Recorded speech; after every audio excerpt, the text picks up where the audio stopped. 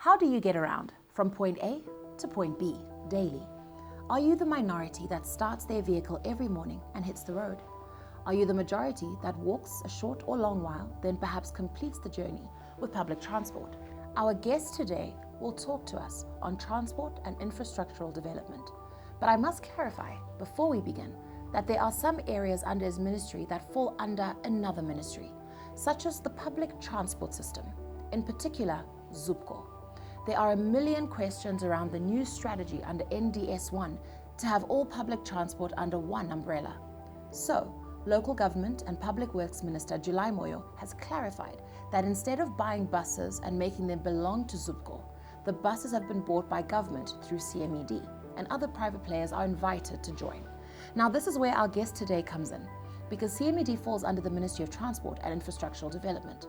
Minister Mhona today will take us through government's plans to manage congestion. I mean, like really manage it. Not the street kids, Munasa Munyoma, who self-nominate as traffic cops, Kombudzi roundabout.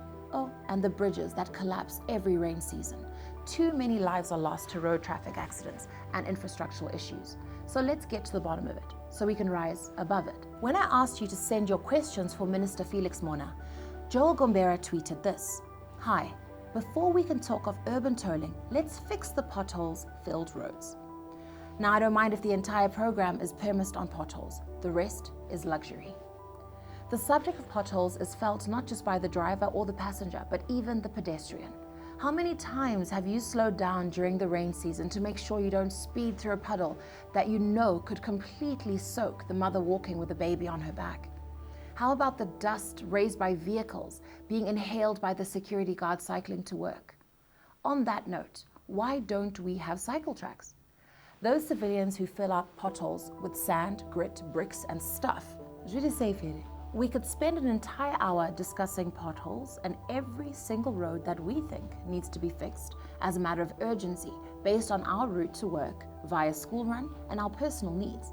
But ultimately, what we all want to know is, when will our roads be a pleasure to drive on? When will trains be a viable and efficient means of transportation again? Where is our flock of Air Zimbabwe birds? Remember when it used to soar in the skies to London, Beijing, Dubai, even just Johannesburg? Rail, road, air, and sea. We want every option.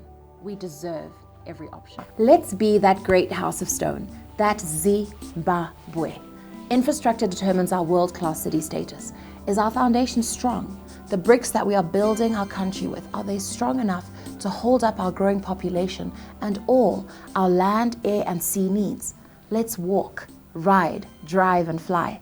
Ngati fambe, ngati chove, ngati chikaire, ngati bururuke. Asambeni, as choveni, as chaileni, as papeni. Get the full episode on YouTube. Make sure you subscribe to our YouTube channel.